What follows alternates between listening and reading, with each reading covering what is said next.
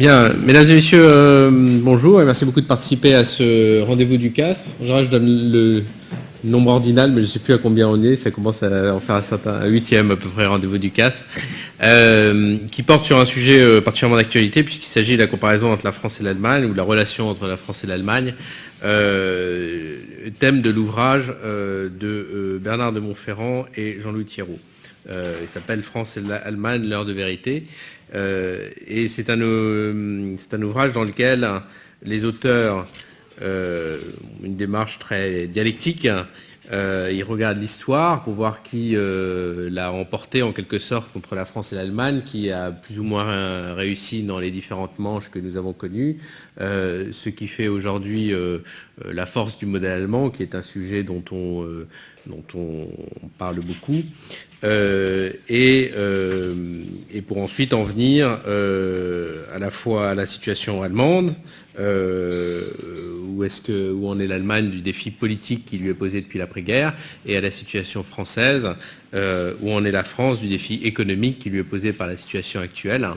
Et comme vous l'avez certainement vu en suivant les débats que nous connaissons actuellement, c'est l'un des enjeux de la campagne présidentielle, donc je pense que c'est une question qui est particulièrement pertinente aussi compte tenu de la crise que nous connaissons en Europe, et dont beaucoup de questions tournent autour de la relation France-Allemagne. D'abord parce que la France et l'Allemagne ont été les moteurs de la résolution ou de la tentative de résolution, chacun pourra la définir comme il le souhaite, de la crise, et ensuite parce que cette crise, comme tous les événements importants de la relation franco-allemande et de l'Europe, va certainement contribuer à transformer à nouveau les relations entre la France et l'Allemagne.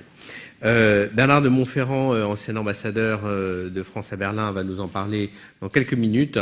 Comme il a été retenu, je pense que sa présentation va démarrer sans doute dans une vingtaine de minutes.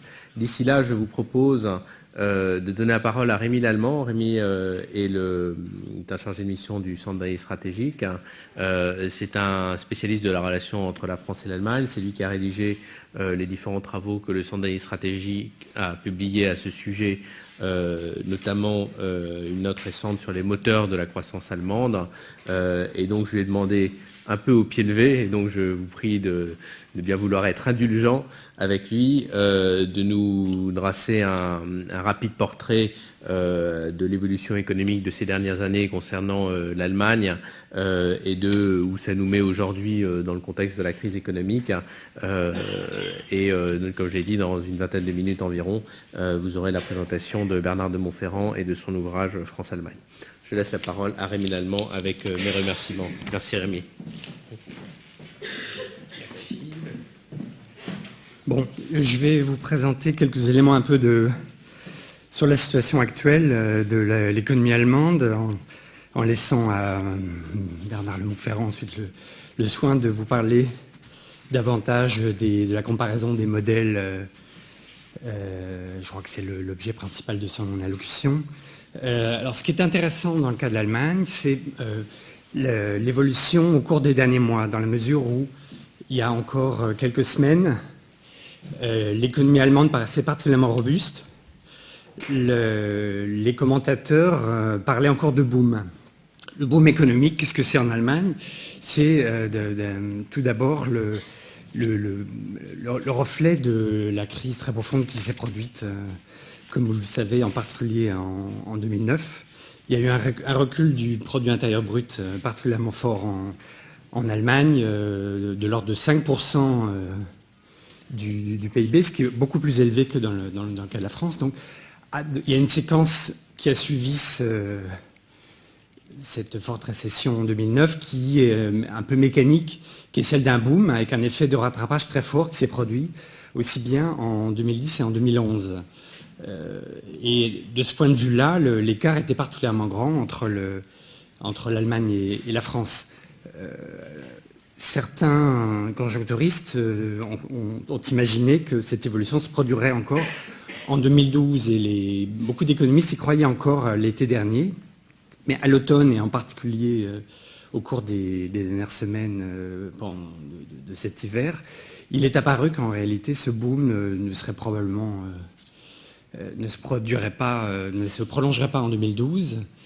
Et dorénavant, on attend au mieux une stagnation. Alors, il n'y a pas de consensus général entre les économistes. Il y a encore des gens qui pensent que la croissance économique allemande sera légèrement positive en 2012, mais les derniers chiffres, les dernières prévisions sont nettement moins optimistes. Hein. Le FMI parle d'une croissance quasiment nulle. Hein. Il annonce 0,2% de croissance pour le PIB allemand en 2012.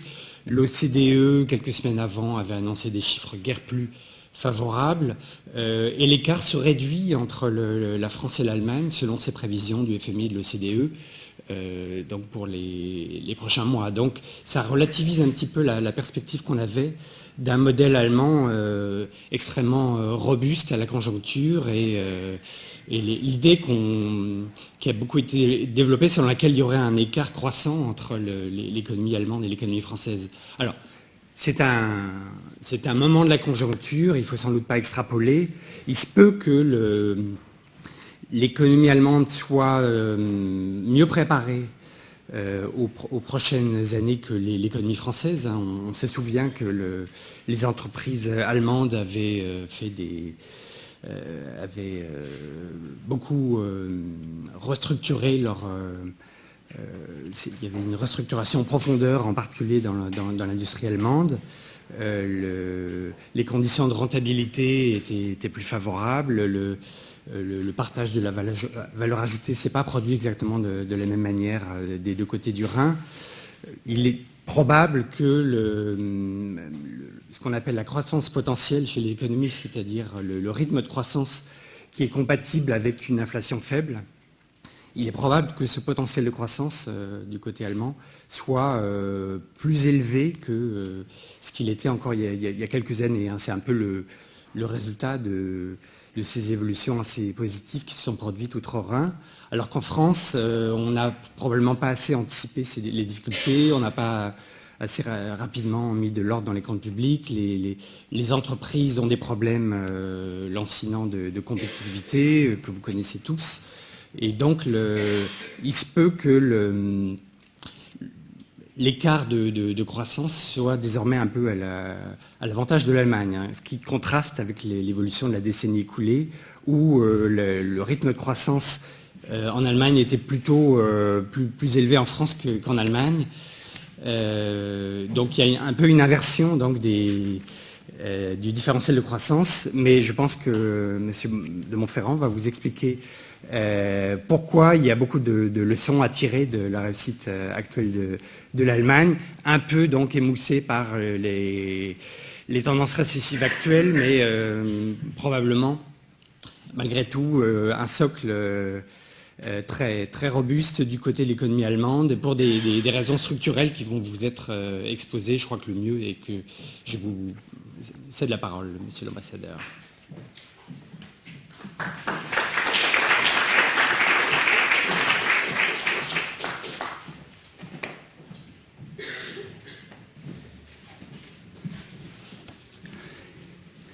Mesdames et messieurs, bonsoir. Je suis absolument désolé, mais on m'avait dit que cette conférence était à 7h30. Donc, il y a eu un décalage, j'en suis désolé, il y a eu un malentendu sur ce sujet.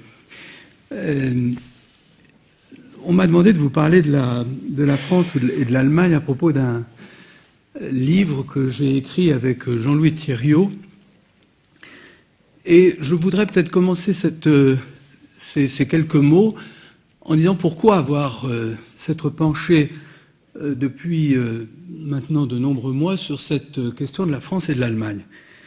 J'étais ambassadeur de France en Allemagne et il y a déjà 2 ans, je ressentais ce que j'avais déjà entendu à de nombreuses reprises dans des postes précédents ou dans des précédents passages en Allemagne, qui était un jugement sur les relations franco-allemandes qui partait de 2 points de vue. Le premier était la relation franco-allemande, c'est un concept périmé ou qui n'est plus pertinent. Et le deuxième jugement que j'entendais, c'était la France et l'Allemagne ont une espèce de fatalité qui pèse sur elles, c'est la divergence. Or, je voyais dans la réalité que non seulement la pertinence de la relation franco-allemande restait absolument fondamentale, mais qu'en plus, les deux pays ne divergeaient pas, ou au moins ne divergeaient pas dans leurs fondamentaux, mais dans des politiques qui étaient menées, ce qui implique évidemment que des politiques sont réversibles. Alors, on disait, c'est pas pertinent parce que à 27, le poids relatif de la France et de l'Allemagne, ça ne rime plus à rien face à cet ensemble. On disait, l'Allemagne réunifiée, remusclée, nouveau compétitive, etc., a-t-elle à nouveau, en quelque sorte, intérêt à travailler avec autant d'attention avec un partenaire qui est devenu un peu moins grand? On disait, pour traiter les grands sujets comme les migrations, les problèmes migratoires, les questions de climat, les questions d'énergie, le franco-allemand, c'est pas du tout pertinent non plus. Or, naturellement, à 27, plus on est nombreux, plus il y a besoin de quelqu'un qui tire, et on s'en aperçoit tous les jours. Quand il y a des problèmes, on ne regarde pas ailleurs ou dans d'autres capitales que je ne nommerai pas, on regarde à Paris et à Berlin. Deuxième chose, est-ce que les Allemands s'intéressent toujours à la France? Je constate que depuis... moi, j'avais entendu le chancelier Kohl dire à plusieurs reprises au président Mitterrand, vous savez, ça me rassure parce que tous les 15 jours, on m'annonce qu'il y a une grosse crise entre la France et l'Allemagne, simplement on me le dit depuis 20 ans. Or, quoi qu'il arrive, et en particulier dans ces dernières années, ces derniers mois, vous voyez bien que cette relation reste, y compris pour les Allemands, extrêmement forte. Et enfin, il y a cette espèce de théorème, ce que j'appelle le théorème franco-allemand qu'on voit tous les jours se réaliser. Le théorème franco-allemand, c'est lorsque la France et l'Allemagne arrivent à avoir une position commune ou avoir une sorte d'approche commune, l'Europe peut avoir une approche commune et par conséquent le reste du monde ne la suit pas, mais en tout cas l'écoute sérieusement, que ce soit les Américains ou d'autres. Et donc, moi je voyais cette persistance extrêmement forte de ce mécanisme. Deuxième chose, je voyais qu'au niveau de la divergence, il n'y avait aucune fatalité.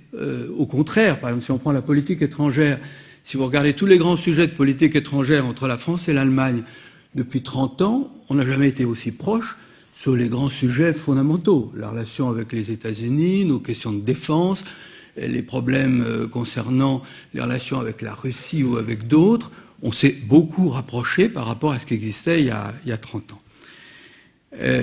Et dans le domaine économique, il y a eu également énormément de rapprochements en termes de conception économique, mais évidemment, depuis 10 ans, comme nous allons le voir, on a mené des politiques qui étaient extrêmement différentes. Alors, quand on essaye d'expliquer cette réalité, je crois qu'il y a une seule question fondamentale qu'il faut se poser, c'est est-ce qu'aujourd'hui la France et l'Allemagne ont encore un intérêt profond à approfondir la construction européenne ou à continuer à avancer vers cette construction d'un destin commun. Et si on pose cette question, il y a aussitôt deux sous-questions, si j'ose dire, qu'on peut soulever. La première, c'est si on veut travailler ensemble, est-ce que la France est prête à relever le défi économique auquel elle est confrontée aujourd'hui pour être un bon partenaire, et l'Allemagne a de son côté une sorte de défi qui, lui, n'est pas économique, qui est politique. Est-ce que l'Allemagne, avec sa nouvelle puissance, avec sa nouvelle perspective, est prête à s'engager de manière constructive dans la poursuite de la construction européenne? Et naturellement, si on répond oui à ces deux questions, le problème, ce qui est mon cas, vous vous en doutez, le problème n'est plus de savoir s'il faut que la France et l'Allemagne convergent, mais comment on peut faire accepter la convergence, puisque la convergence est quelque chose de presque obligatoire. Et comment faire accepter la convergence, c'est en faire une sorte de chance ou d'opportunité, au lieu de la considérer comme une espèce de joug qu'on nous pose sur les épaules et qui donc sera rejetée par les opinions. Alors la France d'abord est-elle aujourd'hui en mesure, veut-elle, peut-elle relever le défi économique qui lui est posé, qui lui est lancé? La mesure de ce défi, quelle est-elle? Vous le savez, toute la presse en parle depuis maintenant de nombreux mois. Le défi est important, puisque la France, c'est encore des chiffres dans le Monde de ce soir sur les pertes de marché françaises, puisqu'on a reçu un premier degré d'avertissement à nouveau aujourd'hui de la part de la Commission. On a une perte de compétitivité qui se traduit par une dégringolade de nos parts de marché. On a perdu dans les dernières années près de 20% de parts de marché. On a une part de marché française qui aujourd'hui est de 3,8% dans le monde. Moi, quand j'ai fait mes études, elles étaient à près de 6%. Nous avons un déficit commercial que vous savez important. Nous avons des comptes publics et des comptes sociaux en déséquilibre majeur. Nous avons un chômage élevé. Nous avons une croissance qui, ces dernières années, a été, après avoir été plus forte que celle de l'Allemagne, et maintenant en moyenne plus faible, et surtout un taux de croissance potentielle qui diminue. Donc c'est un défi majeur. La France, aujourd'hui, n'est pas dans une bonne position quand on la compare à sa voisine allemande. Alors, cette espèce de décrochage est-il permanent? A-t-il une fatalité? Il a été, et je trouve que c'est une excellente chose, extrêmement bien diagnostiquée, puisqu'on a l'ensemble des rapports qui ont été écrits là-dessus est vraiment tout à fait clair.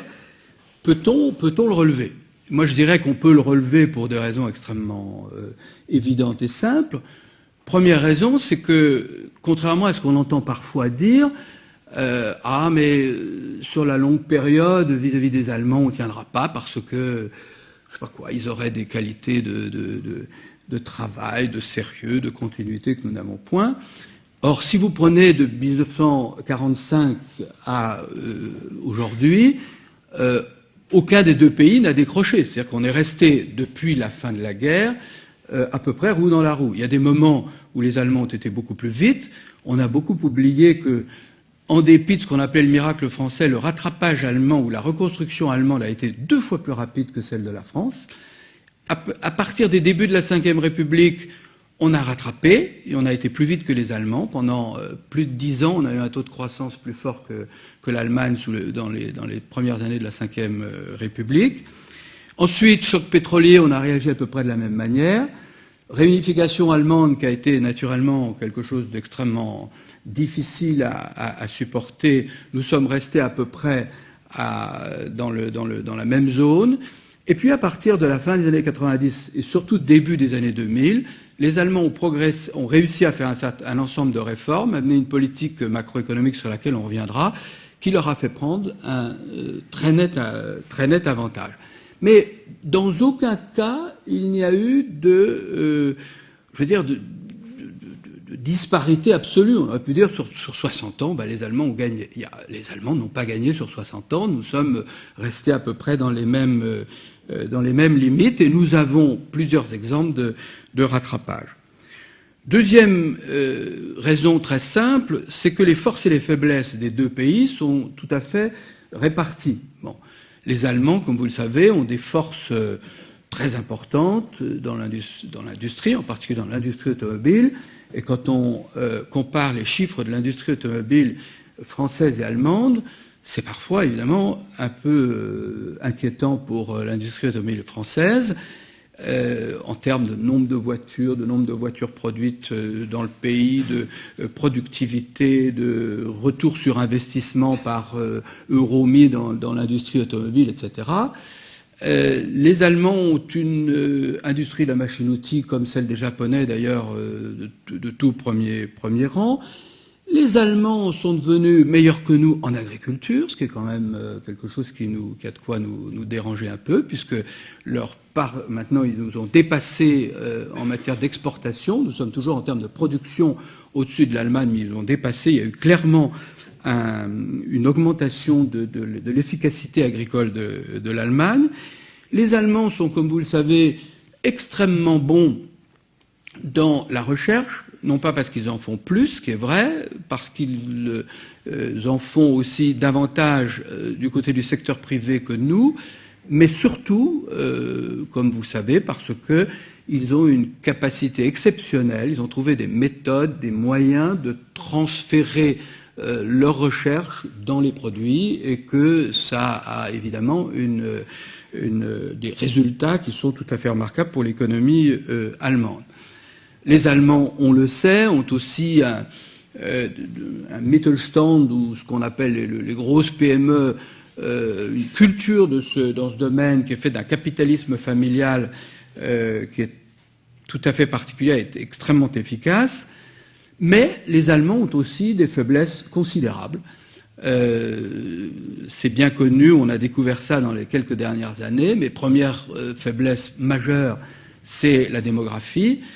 Ce qu'on souligne trop peu, c'est que même si, grâce à une politique familiale extraordinairement efficace, grâce à toute une série de mesures, le gouvernement allemand arrivait à modifier le désir d'enfant des Allemands, on ne pourrait pas changer si vite que ça la tendance. Pourquoi ? Parce que le nombre de femmes en âge de procréer en Allemagne a énormément diminué, et que donc le changement de direction de la politique familiale et de l'accroissement naturel de la population serait, il n'a pas encore changé, il y a quelquefois des petits tressaillements, mais l'année dernière, par exemple, Madame von der Leyen, la ministre de la Famille allemande, avait annoncé de manière un peu triomphale un renouveau de la démographie. Elle a été obligée, au bout de quelques mois, de constater que dans les chiffres, malheureusement, ça ne se traduisait pas. Donc c'est à terme une faiblesse considérable financière, en matière de santé, dans beaucoup de domaines, c'est une préoccupation majeure pour l'Allemagne. Deuxième faiblesse, la faiblesse du secteur financier allemand. Moi, je dis toujours, nous avons eu en France une grande chance, c'est dans 1993 d'avoir la faillite du Crédit Lyonnais. Ça nous a coûté à l'époque entre 115 et 130 milliards de francs. Aujourd'hui, 120 milliards de francs, c'est dirait-on, une goutte d'eau. À l'époque, ça a été, comme vous le rappelez peut-être, un traumatisme qui a eu un effet extraordinaire sur l'ensemble du système financier français, c'est qu'on a fait le ménage partout. En disant, si ça a pu arriver au Crédit Lyonnais, il faut vraiment faire attention à ce que ça n'arrive nulle autre part. Par conséquent, il y a eu une nouvelle étape de modernisation du système bancaire français qui n'a pas du tout eu lieu en Allemagne. Le système bancaire allemand, à part les caisses d'épargne, les crédits, les réseaux de mutuelles et la Deutsche Bank, est dans un état extrêmement incertain. Rien que la Bavière a provisionné pratiquement pour 12 milliards d'euros dans sa banque, dans sa Landesbank. Il y a eu 2 faillites de banques en Allemagne qui ont été naturellement empêchées, mais enfin 2 banques qui ont été nationalisées.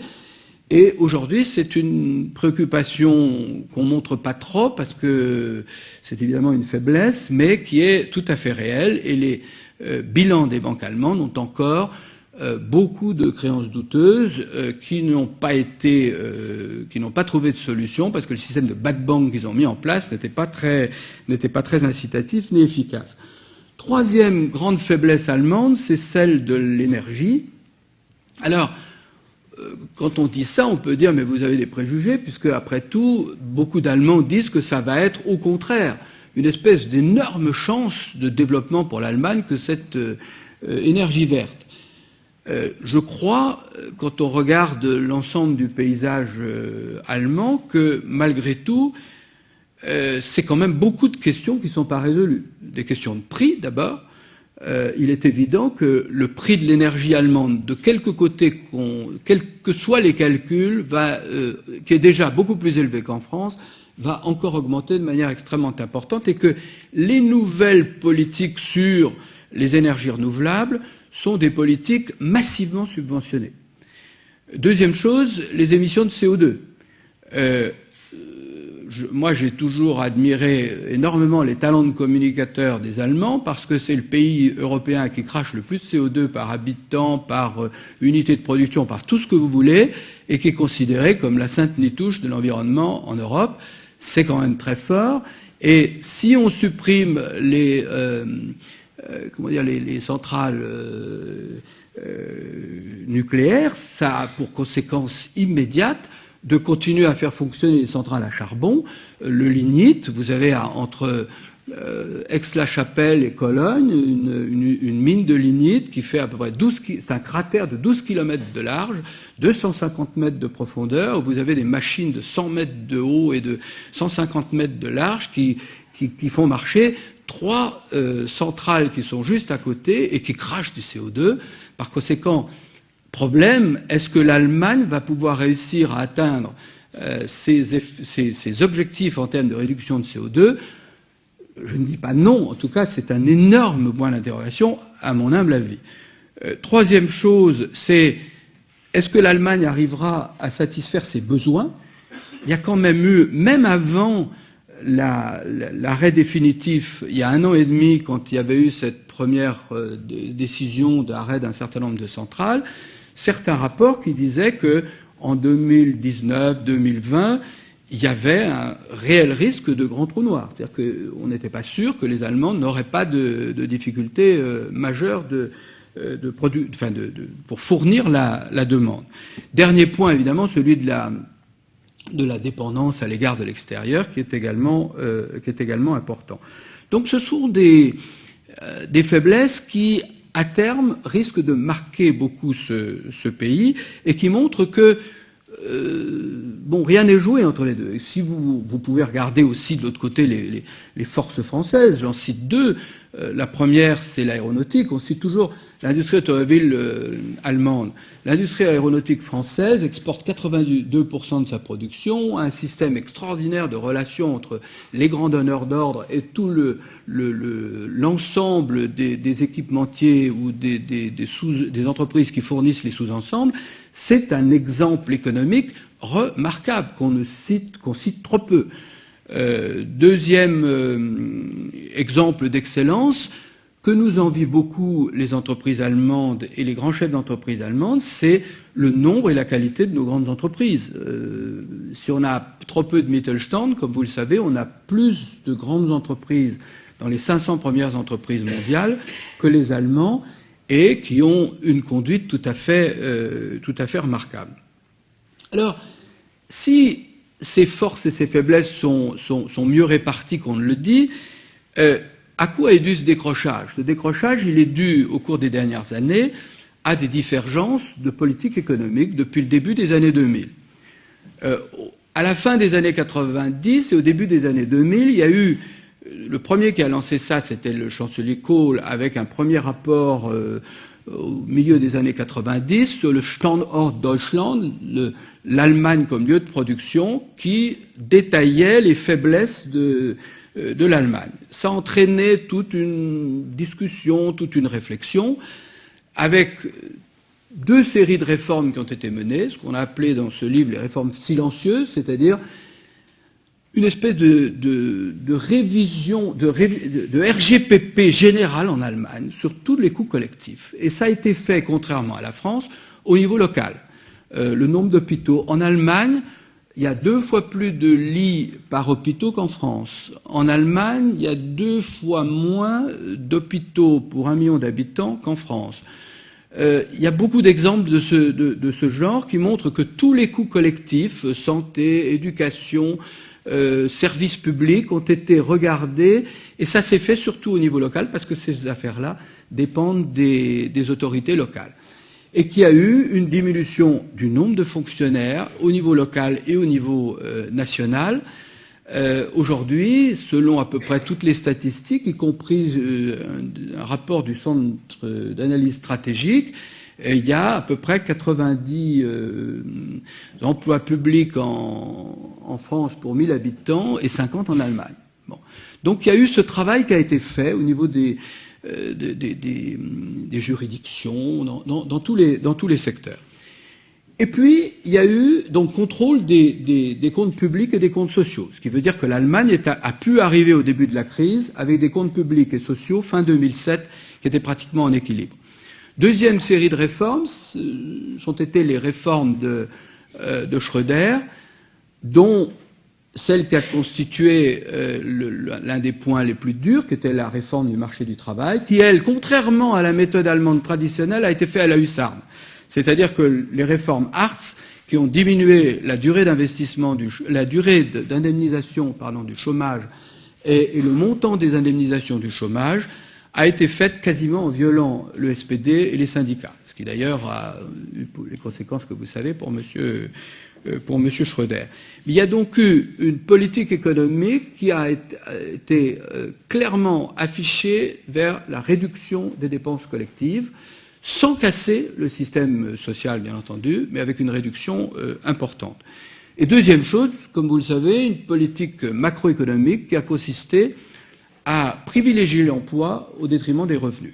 C'est-à-dire que la progression salariale, la progression des revenus en Allemagne entre 2000 et 2010 a été pratiquement de 15 à 16 points inférieure à ce qu'elle a été en France ou beaucoup plus par rapport, par exemple, à l'Italie. On peut dire que la France a donné priorité à la consommation sur la compétitivité, aux revenus sur l'emploi, alors que l'Allemagne donnait une priorité absolue à l'emploi. Et le symbole de cette affaire, c'est ce qui s'est passé au début de l'année 2008, quand il y a eu les effets de la crise ou les perspectives d'une crise très grave sont apparues, réunion à la chancellerie, où Mme Merkel a les syndicats et le patronat, et décision est prise de tout faire pour maintenir l'emploi.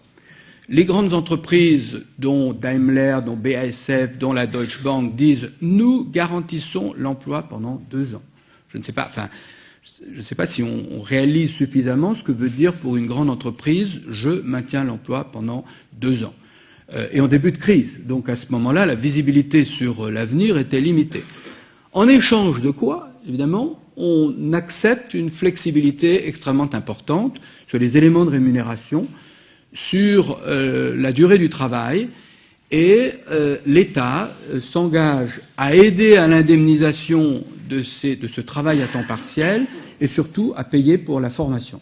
Ce qui veut dire que, vous l'avez, bien sûr, ça a été analysé à de nombreuses reprises, le chômage pendant la crise en Allemagne n'a pratiquement pas augmenté. Alors il y a des raisons démographiques, naturellement, mais enfin ça a été un élément politique extrêmement important. Et moi je cite toujours en contrepoint cette fameuse affaire Caterpillar en France, qui a été aussi un symbole, qui a eu le même effet. Parce que chez Caterpillar, il y avait, entre Grenoble et Lyon, dans l'Isère, entre près de 150 emplois qui étaient en discussion. Et la direction avait dit, nous maintenons les 155 emplois, mais avec une certaine flexibilité, ou au contraire, nous maintenons tous les avantages, les 155 emplois, malheureusement, devront être supprimés. De fil en aiguille, il y a eu un référendum. Ça a pris pratiquement 2 ans et demi pour aboutir à la bonne solution, qui était la bonne solution, pardonnez mon caractère subjectif, qui était le maintien de l'emploi. Mais au lieu que ce soit quelque chose qui a été agréé d'emblée, c'est une affaire qui, naturellement, a pris beaucoup plus de temps. Donc c'est un résultat de politique économique qui peut naturellement être rattrapé et changé. Je pense que, je passe très rapidement, je pense que les réformes engagées en France vont dans le sens d'une grande politique de l'offre sur les pôles de compétitivité, sur le crédit impôt recherche, sur la suppression de la taxe professionnelle, toutes les mesures de RGPP qui ont été prises pour diminuer les coûts collectifs et rationaliser les coûts collectifs. il est évident que si cette politique est poursuivie, il n'y a pas de raison que les mêmes effets, les mêmes causes n'entraînent pas les mêmes effets. Et ce qui est important et ce qui est intéressant dans l'expérience allemande, c'est que ces résultats, ces mesures ont porté des résultats en à peu près 2 ans et demi. Et que ce qui est intéressant aussi, ce qu'on se rappelle très peu, c'est qu'en 2003-2004, le moral de l'Allemagne était épouvantable, au point que tous les grands patrons et un série d'entreprises ont monté une très grande campagne pour dire aux Allemands « ayez confiance en vous », et qu'à partir de fin 2006, tous les sondages ont changé, les Allemands ont commencé à voir que ces efforts avaient payé. Donc, je crois qu'il n'y a aucune raison que la France ne puisse pas remonter cette pente, d'autant que quand on regarde les choses, évidemment, il n'y a pas d'autre solution, d'autant que les formules entre guillemets soft, qui seraient l'inflation, la dévaluation, n'ont peu de... Aujourd'hui, naturellement, seraient des solutions tout à fait illusoires, dans la mesure où on voit bien que ce qu'on nous apprenait dans les écoles, une dévaluation ou une inflation sans plan de restructuration, ou comme on disait autrefois de manière pudique, sans plan de stabilisation, c'est un coup d'épée dans l'eau. Donc je crois qu'aujourd'hui, nous n'avons pas d'autre solution que celle de poursuivre cette politique de l'offre et cette politique d'un meilleur contrôle des coûts collectifs. Voilà la première question sur le premier défi, qui est un défi français. La deuxième question, c'est du côté de l'Allemagne. Est-ce que l'Allemagne aujourd'hui, dont on dit souvent « mais veut-elle vraiment s'engager » que veulent vraiment les Allemands aujourd'hui? Est-ce qu'ils sont prêts à jouer vraiment leur rôle? Et là, quand les Français posent cette question, c'est évidemment toujours très ambigu, parce que quand les Allemands ne font rien, on dit « regardez ces Allemands égoïstes qui veulent rester comme une grosse Suisse tranquille dans leur coin à profiter de leurs richesses ». Et puis quand les Allemands prennent des initiatives et font beaucoup de choses, on dit « mais il faudrait peut-être mieux qu'ils restent un peu plus modestes ou qu'ils s'affirment moins ». Donc faisons attention avant de donner des leçons aux Allemands dans ce domaine. Et la vraie question, c'est y a-t-il aujourd'hui une chance que les Allemands continuent à s'engager comme ils l'ont fait dans le passé, dans une approche extrêmement constructive de la construction européenne? Qu'en est-il? Moi, je regarderai quelques points, là encore très simples. Premier point, les Allemands sont-ils encore européens? Quand vous regardez tous les sondages, alors on peut faire dire ce qu'on veut aux sondages, mais tous les sondages montrent que les Allemands sont aujourd'hui encore parmi les plus européens, des pays européens. L'année dernière, à une question, je cite ce seul exemple, à une question « à quel niveau pensez-vous que l'on puisse le mieux répondre aux défis de la crise? Est-ce que c'est le niveau national ou est-ce que c'est le niveau européen ?» Le seul pays en Europe qui répondait « c'est au niveau européen », c'était les Allemands. Vous avez aussi ces derniers temps pas mal de sondages qui ont été publiés, montrant que beaucoup d'Allemands voulaient une Europe fédérale ou une véritable Union européenne. Donc je crois que de ce côté-là, les sondages sont souvent, en tout cas, bien meilleurs qu'en France. Deuxième approche, c'est ce que j'appellerais la preuve par les faits. On a souvent dit que Mme Merkel et M. Sarkozy étaient d'une nouvelle génération d'après-guerre qui n'étaient plus du tout sensibles à cette espèce d'approche sentimentale des relations franco-allemandes, de se retrouver pour la réconciliation, que tout ça était derrière nous, ce qui est vrai, et que par conséquent, chacun ne voyait les relations franco-allemandes ou l'Europe que comme une affaire d'intérêt pour jouer ses cartes au bénéfice de ses intérêts nationaux. Alors, moi je prends un seul exemple. Si tel avait été le cas, rappelez-vous, en 1995, les Pays-Bas, puis la France votent non au référendum. on l'a pratiquement oublié, on l'a presque oublié aujourd'hui, l'état de l'Europe à l'époque, c'était franchement pas brillant. L'Europe était complètement embourbée. Si Sarkozy, qui à l'époque n'était que candidat, et si Mme Merkel, qui allait prendre la présidence de l'Union européenne, avait voulu laisser l'Europe plantée et embourbée, en disant, eh bien, nous laissons ça comme ça, on va faire un minima, on garde les règles anciennes et ça nous va très bien, rien n'eût été plus facile. Ce que je constate, c'est que le candidat Sarkozy, dans sa pré-campagne, a sorti cette idée du traité simplifié, qui à l'époque a été considéré comme diraient les anglo-saxons, un non-starter, c'est-à-dire tout le monde a dit mais qu'est-ce que c'est que ce truc, on voulait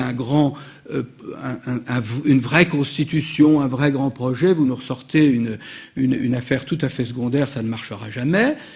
Il en a convaincu Mme Merkel, beaucoup d'autres responsables, et Mme Merkel, dans sa présidence, a vraiment pris cette affaire à bras-le-corps et a sorti, dans des délais tout à fait exceptionnels, ce qu'on a appelé après le traité de Lisbonne. Je trouve que c'est un exemple tout de même assez important parce que rien n'était plus facile que l'inverse. Deuxième chose, je trouve qu'on souligne assez peu qu'en France comme en Allemagne aujourd'hui, réussir une présidence européenne et réussir des relations franco-allemandes, c'est un vrai test.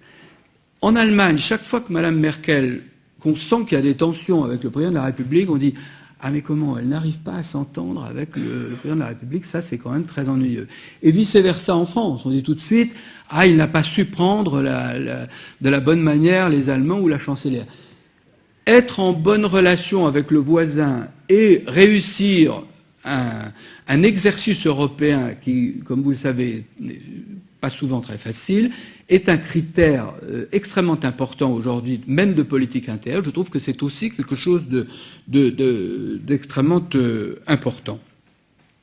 Enfin, on souligne trop peu que, même si on n'a pas fait des pas de géant en Europe depuis 10 ans, on a quand même ajouté pierre après pierre des nouveaux éléments qui ne sont pas du tout négligeables. Il y a 10 ans, politique du climat, connaît pas.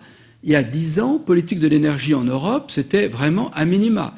Il y a 10 ans, politique de contrôle des flux migratoires, c'était considéré comme quelque chose totalement national dans lequel les voisins n'avaient pas à mettre leur influence. Rien que sur ces 3 sujets, on n'a pas des politiques complètes, loin de là aujourd'hui. Mais on a posé des bases nouvelles et, à mon avis, extrêmement importantes. Et puis, il y a le dernier aspect de l'attitude allemande, si j'ose dire, que j'appellerais la preuve par l'euro. Alors vous me direz, mais c'est un peu paradoxal, parce que on critique toute la journée les Allemands d'être trop frileux, de ne pas assez s'engager. Et moi, je voudrais dire que si on regarde ce sujet-là, il me semble que les Allemands, depuis 3 ans, ont énormément bougé dans le sens du soutien et du maintien à l'euro. Qu'en est-il? Moi, je crois qu'il faut, quand on est français ou quand on est étranger, essayer de comprendre un peu comment les Allemands voient ça et pourquoi les Allemands ont eu la lenteur, quelquefois, j'allais dire, insupportable qu'on leur a prêtée, quelquefois extrêmement dangereuse, mais pourquoi se sont-ils comportés comme ça? Première raison, c'est une raison financière. Et n'oublions jamais que pour des Allemands, l'union monétaire, c'est l'expérience de la réunification allemande. La réunification a été une union monétaire du Deutschmark de l'Ouest vers l'Est, qui a coûté, M. Steinbrück, l'ancien ministre des Finances, le disait encore dans un interview au Spiegel il y a quelque temps, moi je crois que c'était moins, lui disait carrément, ça a coûté 200 milliards d'euros par an, 100 milliards d'euros par an à l'Allemagne, alors qu'on disait plutôt 85, 100 milliards d'euros par an à l'Allemagne depuis 20 ans.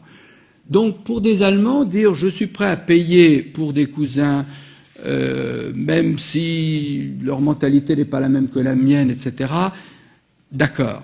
Payer pour des gens qui ont un comportement économique aussi éloigné du nôtre que les Grecs et certains autres pays méditerranéens, qui en plus nous ont trompés, etc., ça a un tout autre poids qu'en France. Quand Mme Merkel parle de ces sujets, c'est un problème politique énorme.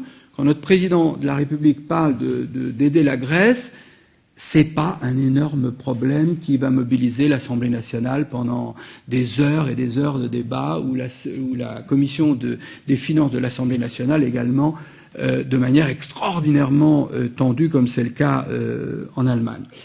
D'où cette espèce d'épouvantail allemand qui est totalement irrationnel, qui est cette fameuse Transferunion.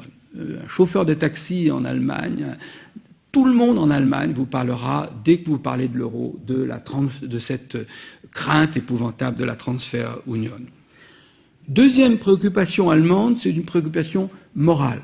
Nous avons souvent dit aux Allemands, la morale, malheureusement, n'a pas grand-chose à faire quand il s'agit de préserver la stabilité financière de toute une zone aussi importante que l'Europe.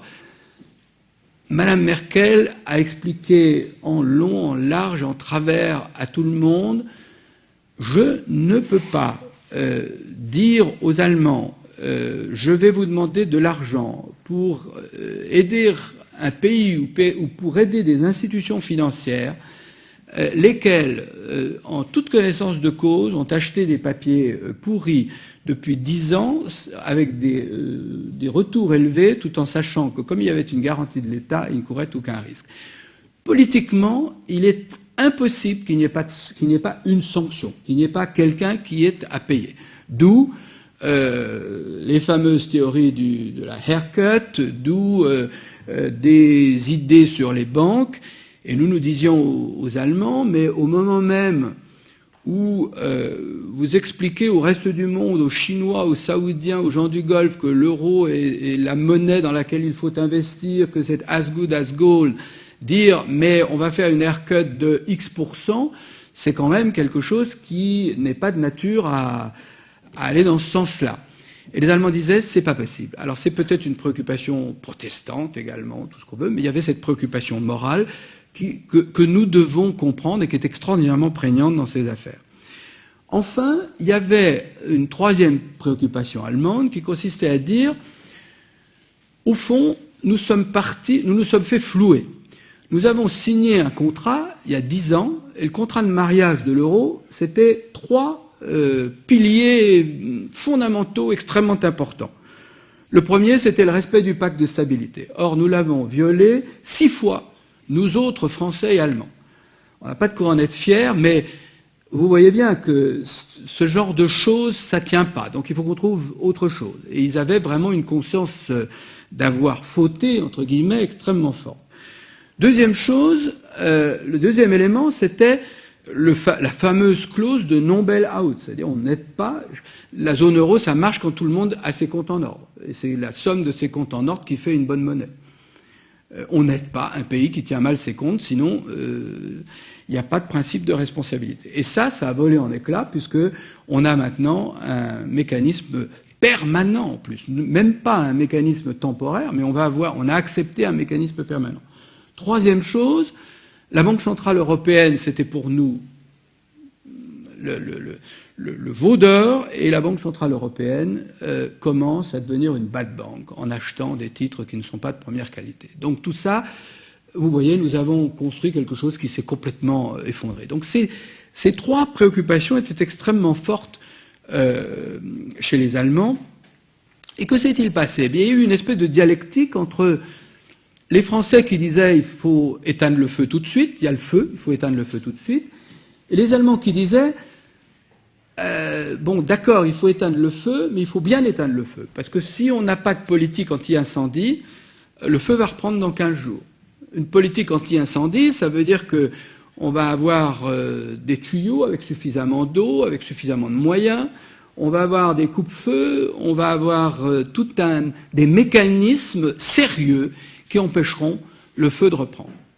Alors, les deux attitudes sont totalement complémentaires, parce qu'il faut éteindre le feu, il faut préparer l'avenir, complémentaires pour autant que le feu reste sous contrôle. Et comme vous le savez, cela a été les fameuses des tensions franco-allemandes extrêmement fortes, quand on sentait que le feu allait emporter l'ensemble de la maison. Et ça a été effectivement très, très difficile. Moi, je crois que quand on regarde le chemin parcouru, il y a quand même eu beaucoup de choses de faites. Et je suis convaincu que quand le brouillard de la spéculation et de l'excitation sera retombé, on va s'apercevoir que sommet après sommet, dans cette vingtaine de sommets qui s'est tenus, jamais on n'a fait dans un sommet la vraie digue avec le vrai système. Mais sommet après sommet, on a ajouté ce que j'appellerais une ligne de briques ou une ligne de pierre. Et qu'on va se réveiller un jour avec un dispositif dont beaucoup commencent à s'apercevoir qu'il est beaucoup plus solide et sérieux qu'on ne le dit, c'est-à-dire de nouvelles règles, c'est-à-dire des vrais moyens, ce fonds permanent à l'avenir, et puis cette gouvernance européenne avec un Eurogroupe organisé. Et sur ces différents sujets, les Allemands ont énormément progressé. Parler il y a 3 ans à Mme Merkel de gouvernement économique, c'était impossible. Moi, j'ai assisté à beaucoup de réunions où, du côté français, avec beaucoup d'éloquence, on expliquait ce qui nous paraissait une évidence, et du côté allemand, c'était un niet total. Pourquoi ? Parce que les Allemands voyaient aussitôt une grande bureaucratie à la française, voyaient, deuxième chose, que dans l'Eurogroupe, les vrais libéraux étaient en minorité. Ils disaient, mais les Anglais sont pas là, certains Nordiques sont pas là, et les Danois sont pas là, et nous nous retrouvons avec comme vrais alliés les Néerlandais. L'Allemagne plus les Pays-Bas contre tous les autres, entre guillemets, interventionnistes, avec le dynamisme de la France, on va se faire mettre en minorité, et Mme Merkel ne voulait pas d'un dispositif pareil. Or, aujourd'hui, nous sommes à ce dispositif qui fait que l'Eurogroupe a commencé à être vraiment organisé. Deuxième chose, nous avons monté un système d'intervention qui est aujourd'hui extrêmement solide, et les Allemands ont accepté finalement tout ça. Et les Allemands, du côté de la Banque centrale, ont également accepté non seulement que la Banque centrale achète des titres d'État, mais que la Banque centrale fasse ces fameux prêts à 3 mois, à 3 ans, dans des proportions considérables. Et moi, ce que j'observe de manière intéressante, c'est que ce que j'appelle les ayatollahs de l'orthodoxie, qui était M. Weber, l'ancien président de la Bundesbank, qui était le chef, l'un des membres du conseil d'administration de Jürgen Stark de la BCE, ont démissionné tous les deux. Qui parle aujourd'hui de M. Stark et de M. Weber?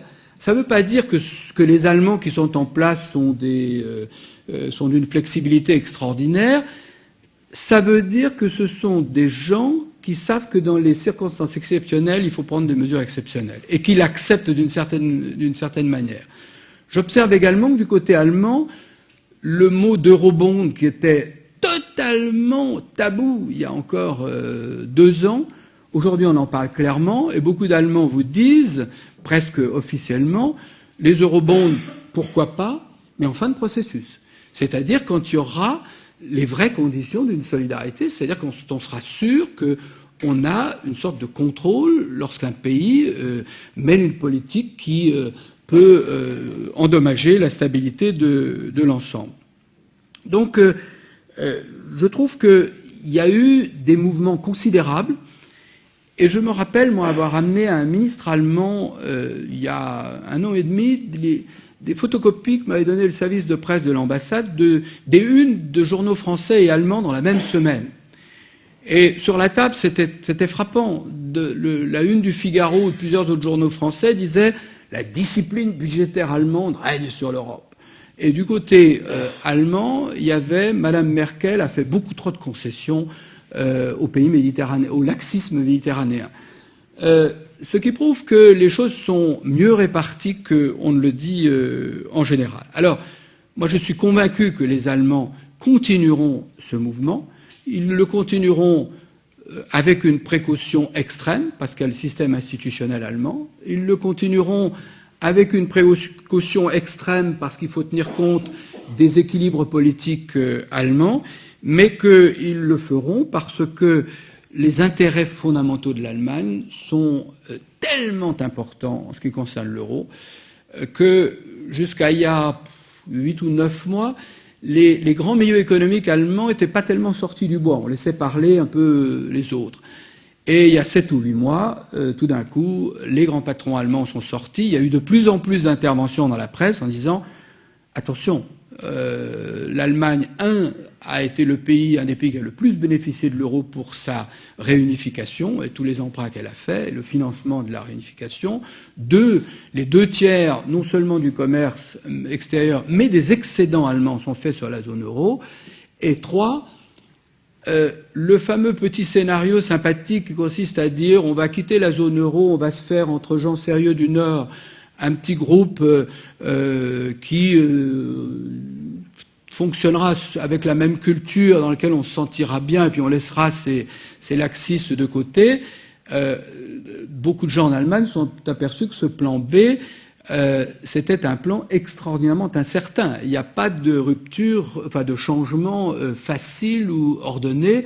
C'est probablement le début d'un espèce de tsunami. Donc, je crois qu'il y a là-dessus une vision assez de plus en plus claire en Allemagne des intérêts fondamentaux du pays dans l'euro. Alors, cet engagement allemand, je vois que j'ai pris déjà beaucoup de temps, je crois qu'il se ressent aussi dans beaucoup d'autres domaines, y compris la politique étrangère et même la politique de défense en Europe. On dit souvent les Allemands sont pas des partenaires fiables pour monter des opérations à l'étranger qui sont des opérations un peu difficiles. Et c'est une évidence que vous connaissez, que les Allemands, depuis la Deuxième Guerre mondiale, n'ont plus la même culture militaire que la nôtre. Que lorsque un chancelier ou une chancelière veut envoyer des troupes allemandes à l'étranger, ça suppose un contrôle au millimètre des conditions d'emploi de ces troupes, et ensuite un contrôle, je vais dire pas seconde après seconde, mais au moins 3 fois par jour par la commission de la défense du Bundestag de ce que font les militaires allemands sur le terrain. Et les députés ont à leur disposition tous les documents sur ce sujet. Ce que j'observe, c'est que année après année, les capacités allemandes, et en dépit de cette culture de restriction, les capacités allemandes à faire des opérations à l'étranger s'accroissent. Que les Allemands ont de 8 à 9 000 personnels dans des zones dangereuses aujourd'hui dans le monde, et que la réforme de la Bundeswehr qui est actuellement à l'œuvre est une réforme qui prévoit de doubler le nombre de personnels qu'ils peuvent projeter à l'extérieur. Donc c'est un exemple parmi d'autres, mais je trouve que c'est un exemple aussi qui me paraît important. Dernier élément, quand on parle de l'Allemagne, c'est de se dire, mais après tout, si les Allemands s'intéressaient plus à l'Europe ou aux Français, quel serait leur choix? Parce que en euro ou en amour, trompe qui peut. Si on a une possibilité extraordinaire d'une amourette ici ou là, ou même d'une liaison un peu plus durable, ça accroît les risques. Bon. Alors,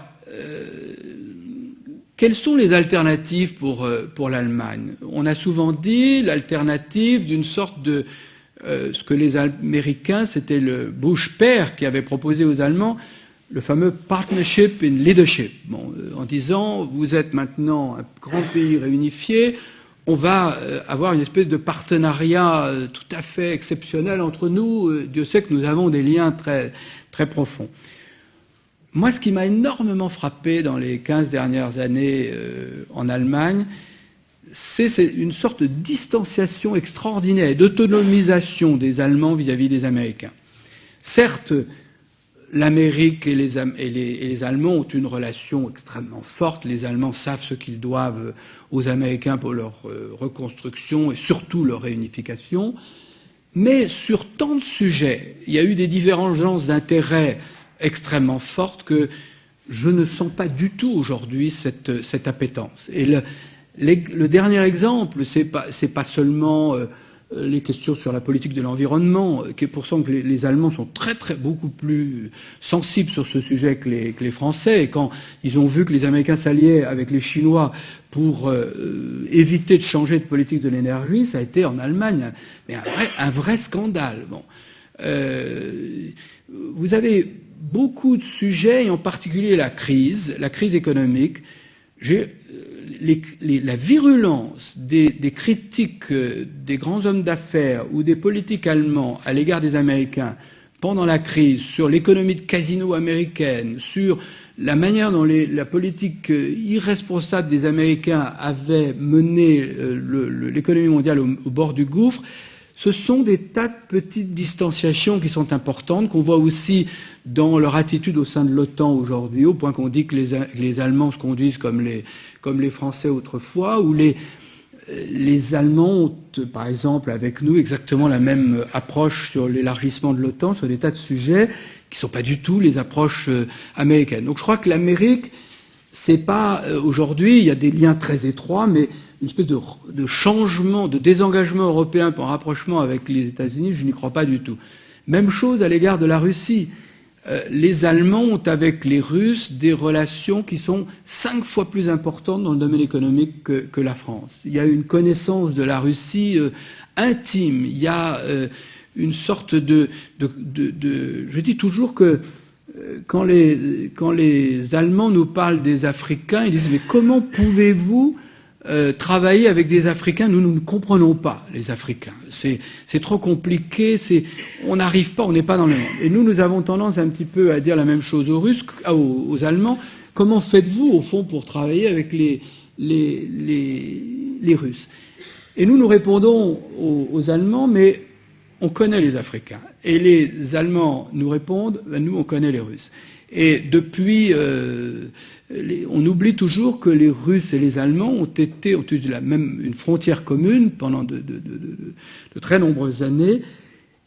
De là, aujourd'hui, à imaginer une sorte de politique de rechange de l'Allemagne, je n'y crois absolument pas, d'autant que chaque fois qu'il y a eu des conflits au sein de l'Union européenne sur des sujets comme quand Kaliningrad, la viande polonaise ou autre, les Allemands ont toujours fait preuve de solidarité, une excellente solidarité européenne. Et je crois que ça peut être des concurrences utiles, mais dire que ce peuvent être des alliances de rechange, je n'y crois pas du tout.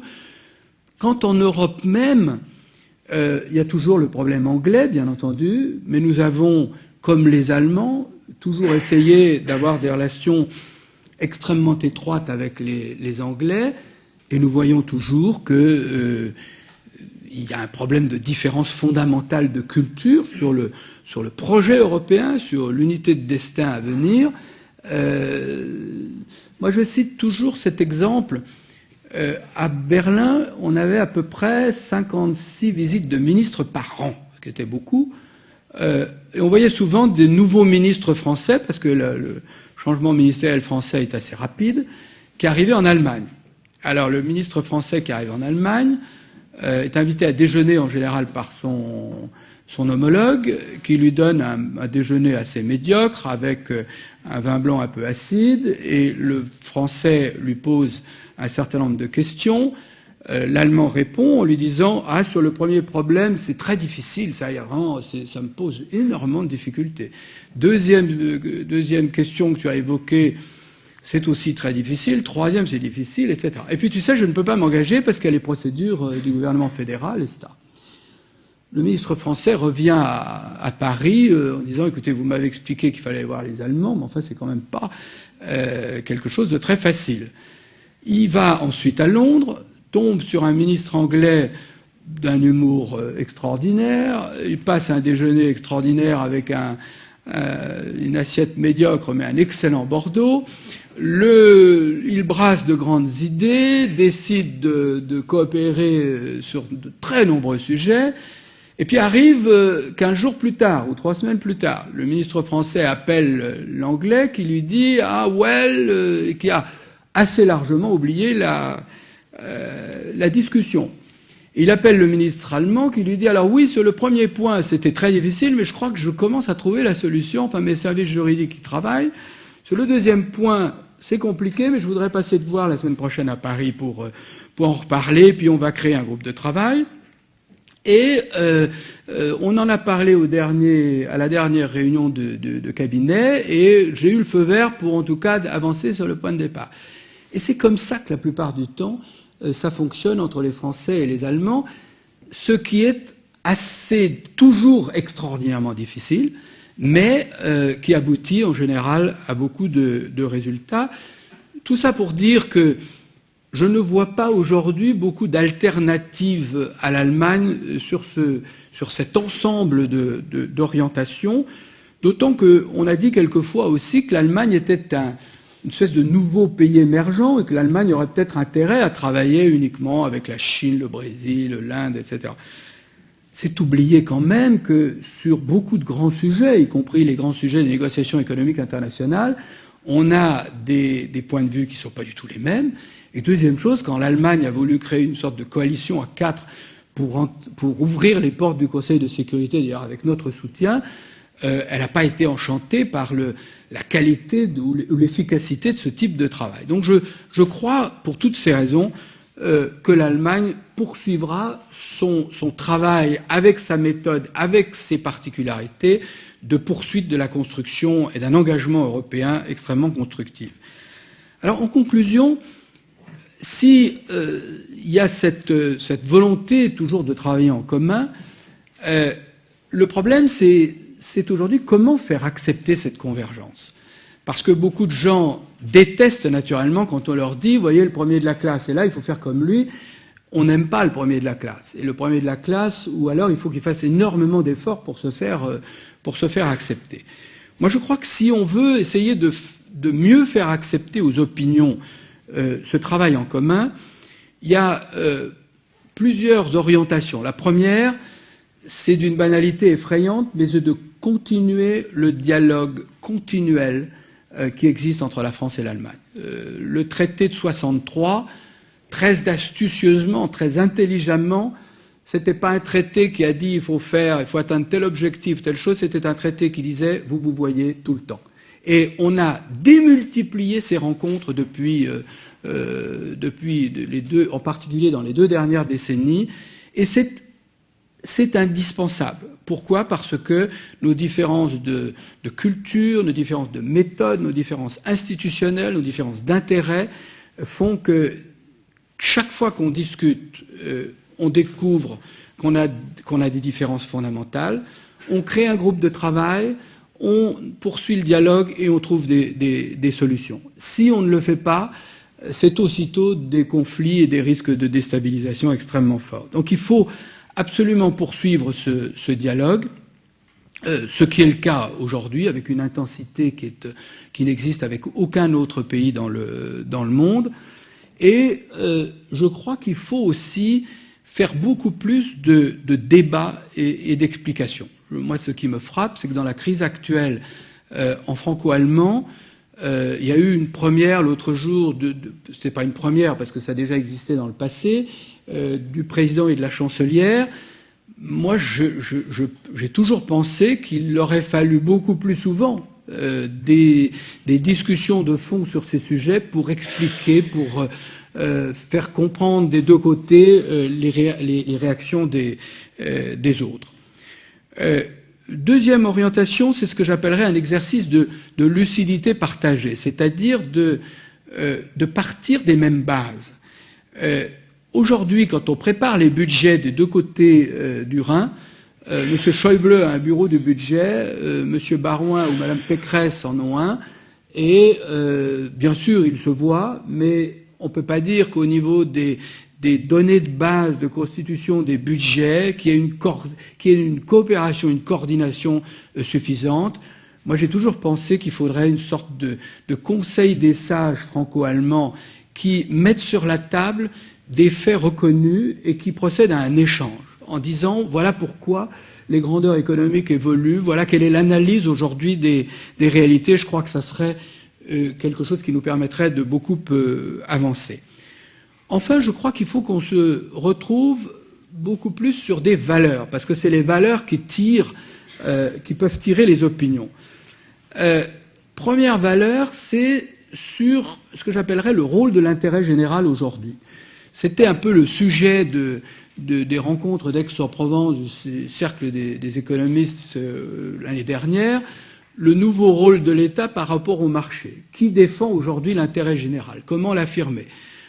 Alors, c'est très difficile à expliquer, mais je crois qu'on peut dire sans se tromper, malgré toutes nos différences, qu'entre les Français et les Allemands, il y a aujourd'hui dans le domaine économique, qu'on appelle ça le capitalisme rénant, l'expression elle-même ne veut plus rien dire dans son contenu d'autrefois, mais on voit bien ce que ça veut dire, l'économie sociale de marché, le libéralisme social, c'est une sorte d'approche de l'économie vers le long-termisme, vers des valeurs collectives, vers une certaine idée de l'intérêt général, qui est une certaine idée de la diversité également, qui est assez différente de ce qu'on appelle le capitalisme anglo-saxon pur et dur. Je crois que les Français et les Allemands, sur un sujet pareil, ont beaucoup à apporter à l'Europe. Seul exemple, c'est que quand le président de la République et Mme Merkel ont voulu créer le G20 et faire les premières réunions pour modifier les réglementations financières internationales, ils n'étaient pas très nombreux à vouloir ces réunions et à vouloir ces modifications, et ça a été vraiment une entente franco-allemande extrêmement forte. Deuxième chose, c'est, je crois, quelque chose de symbolique aussi, c'est la question de la démocratie en Europe et de la subsidiarité. Je crois que plus on va vers un rapprochement au niveau de la monnaie, au niveau des politiques économiques, plus il faut réaffirmer de la manière la plus claire et la plus politique que la subsidiarité est quelque chose qui permettra de ne pas toucher à ce que, je ne sais pas, on appelle le cadre de vie, le mode de vie, que les gens n'ont pas envie de voir bouger. Or, sur ce sujet-là, on n'a jamais fait de geste politique fort. Le traité de Lisbonne confie aux parlements nationaux une responsabilité dans ce domaine. Le Sénat français, le Bundesrat allemand, l'Assemblée nationale et le Bundestag ont décidé d'en discuter. Je trouve que les Français et les Allemands, qui ont des cultures si différentes en matière de subsidiarité, devraient, sur ce sujet-là, envoyer un message extrêmement fort. Et alors, on me dit quelquefois, mais c'est des sujets mineurs, les questions de chasse, de je ne sais quoi. Et ce sont des symboles qui sont d'une telle force que je crois que c'est très important de le rappeler, qu'il faudrait faire quelque chose sur cette affaire. Troisième domaine, c'est celui de la diversité européenne et de réaffirmer en franco-allemand que l'Europe aujourd'hui, c'est la diversité. C'est l'Europe des cercles. C'est tabou de parler de ça, ça l'est de moins en moins. C'est la réalité de tous les jours, puisque c'est Schengen, c'est l'euro, c'est le traité de Prüm, EADS fait des avions qui, théoriquement, symbolisent l'Europe. Il n'y a jamais que à peine 3 pays européens qui sont les plus gros partenaires, les vrais partenaires d'EADS. Donc, de bien réaffirmer que c'est la réalité de l'Europe et que c'est que comme ça que l'Europe avancera. Et que ce n'est dirigé contre personne, puisque jamais un accord franco-allemand n'a lésé qui que ce soit en Europe depuis les origines, et que, à la condition que ces cercles restent ouverts à tous, c'est la seule manière de faire progresser les affaires en Europe. Et que l'Europe aujourd'hui, toujours, c'est un peu comme un véhicule hybride. Vous avez deux moteurs. Vous avez un moteur intergouvernemental et vous avez un moteur fédéral. À cause de la crise, le moteur fédéral le moteur intergouvernemental a été beaucoup plus fort parce que seuls les chefs d'État avaient la légitimité pour prendre des mesures aussi avec des conséquences aussi fortes. Mais on voit bien que aussitôt et en même temps, la partie fédérale reste extraordinairement importante. Aujourd'hui, le rôle de la BCE, le rôle de la Commission dans la surveillance anticipée des évolutions économiques sera de premier rang. Et ça remet les États comme force motrice dans le système européen, ce qui, je crois, est une bonne chose et complémentaire avec cette approche par cercle de l'État, de l'Europe. Voilà ce que je voulais vous dire de manière un peu trop longue. C'était une approche, je crois, très très optimiste des choses. On me l'a souvent dit, mais c'est une approche qui, je crois, me paraît appuyée sur des fondamentaux qui sont, je pense, plus forts que toutes les incroyables excitations ou spéculations que l'on entend un peu partout aujourd'hui dans le monde sur l'Europe. Merci beaucoup de votre attention.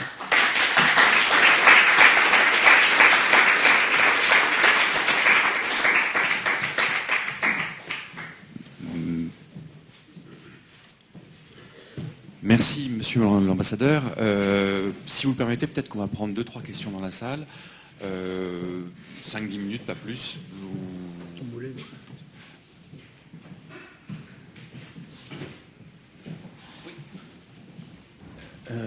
Monsieur l'ambassadeur, je voudrais revenir sur la première partie avec la question suivante. Est-ce que vous ne pensez pas que finalement, ce qui a fait la différence dans ces 10-15 dernières années, c'est que l'Allemagne a fait une profonde réflexion interne et s'est dotée d'une véritable stratégie globale à moyen terme, ce qui a fait défaut à la France. Ce que la France a connu, on va dire à l'époque de Gaulle-Pompidou, qui était une stratégie d'indépendance, aussi bien scientifique que militaire qu'énergétique, etc. Et aujourd'hui, la France n'a pas de stratégie, elle colmate les brèches au jour le jour, alors que l'Allemagne a une réflexion sur comment nos enfants, nos petits-enfants vont vivre, vont subsister dans un monde globalisé. Est-ce que c'est pas ça qui finalement crée cet écart ? Oui, je partage assez largement ce point de vue, c'est-à-dire que il y a eu beaucoup plus et beaucoup plus tôt qu'en France cette réflexion sur la place de l'Allemagne comme lieu de production, la place de l'Allemagne dans le monde économique surtout, avec un ensemble de rapports. En France, tous ces rapports sont venus près de 7 ou 8 ans après les rapports qui avaient été faits en Allemagne. Et il y a eu surtout en Allemagne aussi quelque chose qui a beaucoup moins existé en France, c'est une mobilisation aussi des médias sur ce sujet.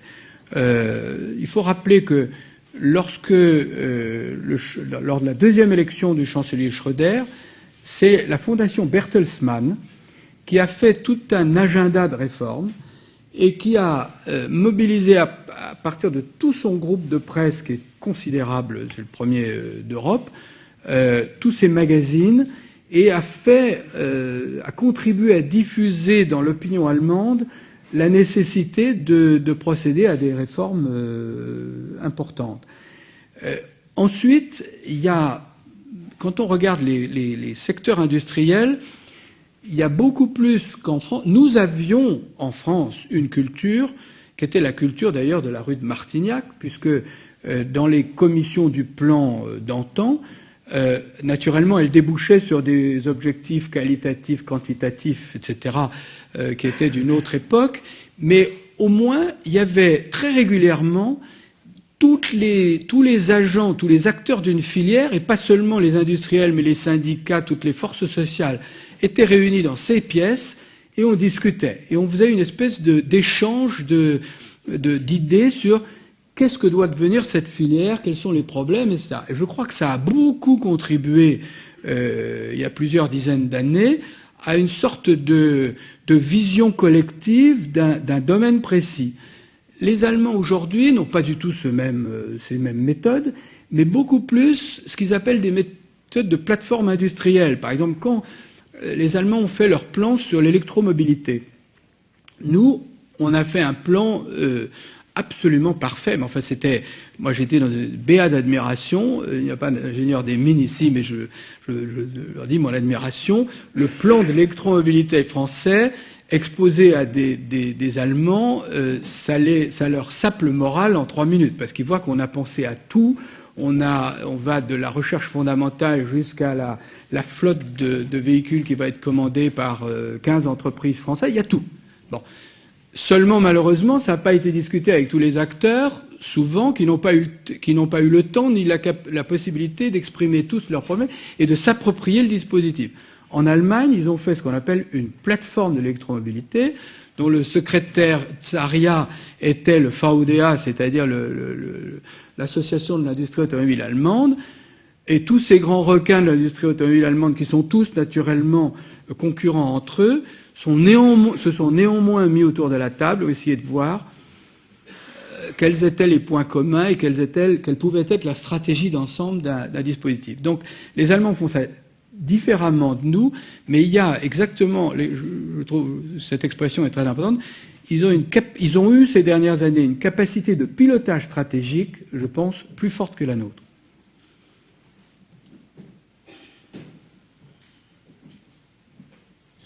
Monsieur l'ambassadeur, j'avais deux séries de questions, l'une sur la démographie, l'autre sur la politique de sécurité et de défense.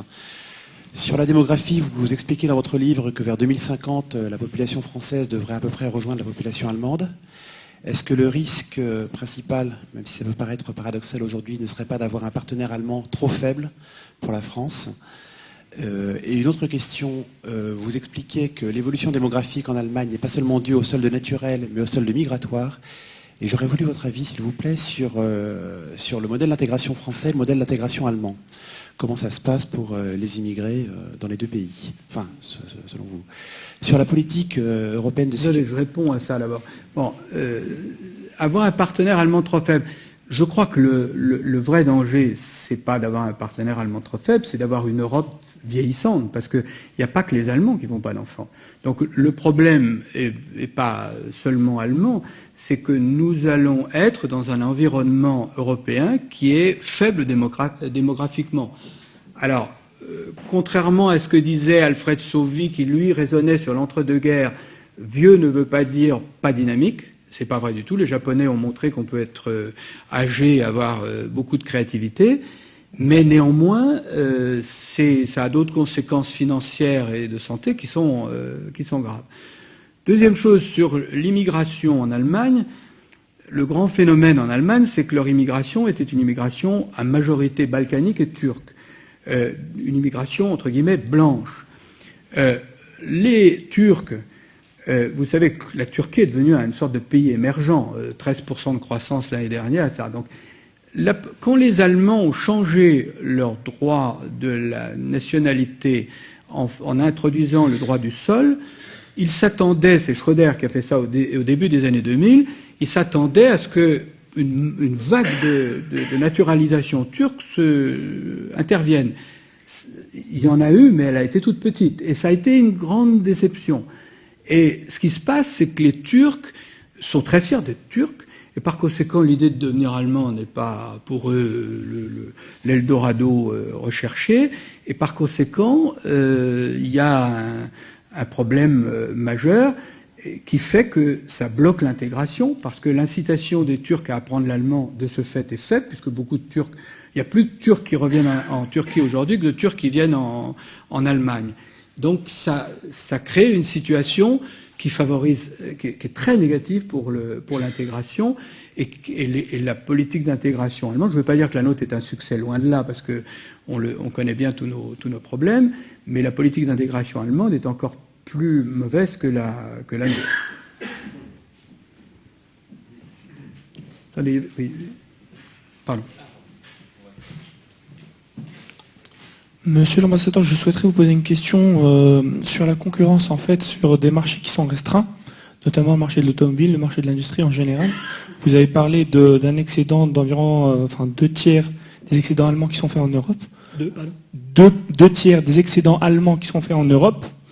Les chiffres français, je ne le connais pas, mais ça doit être aussi important. Je souhaiterais savoir si la coopération finalement ne trouve pas comme frein cette concurrence sur des marchés qui sont relativement restreint au niveau stratégique. Voilà. Tout dépend de ce qu'on entend de la coopération économique franco-allemande. Nous étions le premier partenaire de l'Allemagne, on va le passer en second rang après la Chine.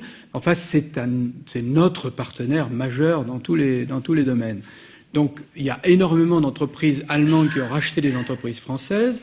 Ça fait des grands groupes franco-allemands et il y a très peu de problèmes. Il y a énormément d'entreprises françaises qui ont racheté des entreprises allemandes et ça marche en général très bien. Bon, on dit toujours, mais pourquoi est-ce qu'on n'a pas plus de grandes entreprises communes? Alors on a EADS et puis on dit depuis 20 ans, on voudrait un EADS ferroviaire. Ça serait tellement bien si Siemens et Alstom se mariaient, si la Deutsche Bahn et la SNCF se mariaient également. On pense toujours à un EADS maritime avec la DCN et puis ThyssenKrupp Marine et autres. On en parle depuis longtemps. Je crois que ces choses-là, c'est un peu de la politique industrielle dépassée. C'est-à-dire que aujourd'hui, les entreprises ne répondent plus aux impulsions des États de cette manière. Ça répond tout simplement à des impératifs économiques.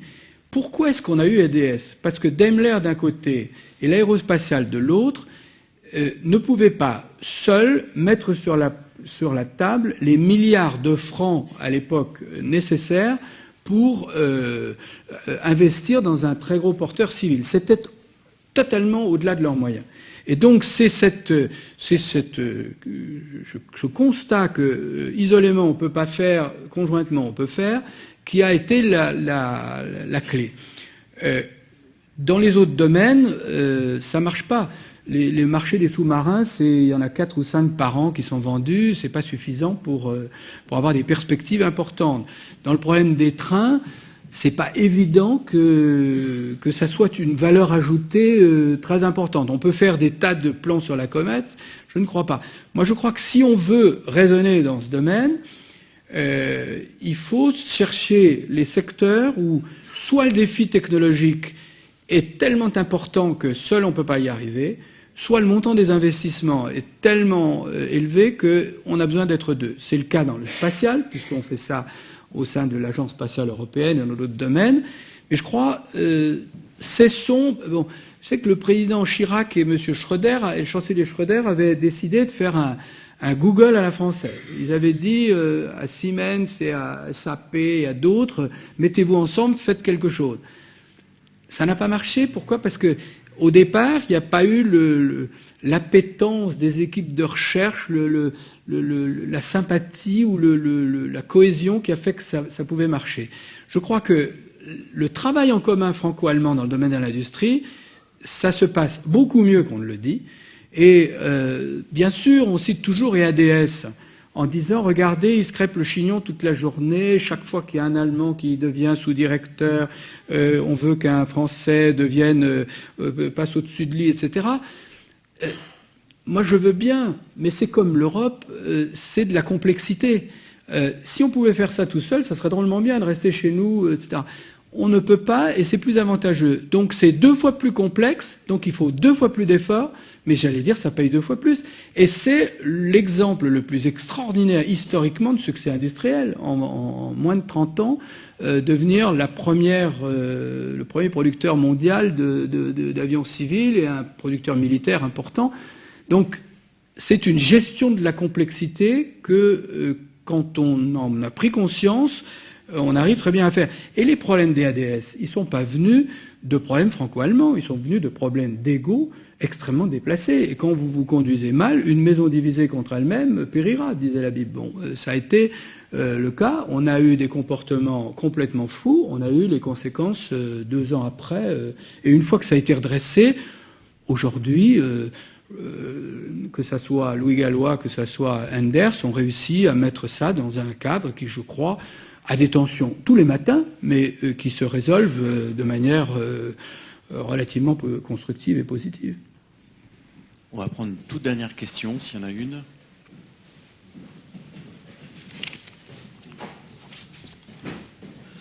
Bonsoir, monsieur l'ambassadeur. J'aurais une question à propos de la forme de l'État allemand et des divergences justement avec la forme de l'État français. En quoi, justement, le fait que nos voisins soient dans une configuration fédérale joue en leur faveur et peut-être en notre défaveur, et quelles seraient les pistes de notre côté dans un contexte budgétaire, on le sait, assez tendu, pour peut-être mieux décentraliser ou plus décentraliser? Voilà.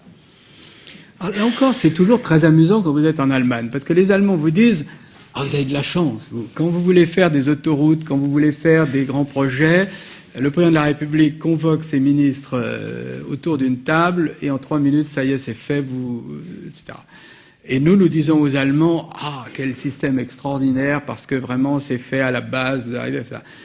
Comme toujours, on finit par se rapprocher. Moi, on m'a dit, c'était très intéressant, d'ailleurs, il y a 2 ans, il y avait quelqu'un, un sociologue allemand, qui m'avait dit, vous allez voir, la crise va avoir en Allemagne la même conséquence qu'aux États-Unis dans les années 30, c'est-à-dire une poussée extraordinaire de centralisation.